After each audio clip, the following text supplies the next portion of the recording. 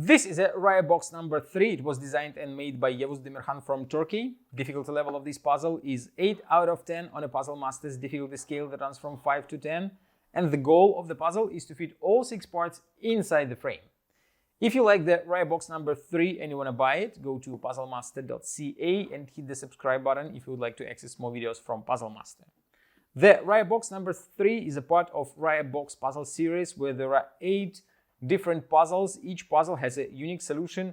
It has the different set of parts and different restrictions. Like the Raya box number 3 has 4 T-shaped parts and 2 L-shaped parts, and the frame has this opening on top, but it has some restrictions since there is an acrylic piece on 2 sides, and it makes only this part of the opening available for you to put parts inside. And you have to find a way how to stick all the parts inside the frame.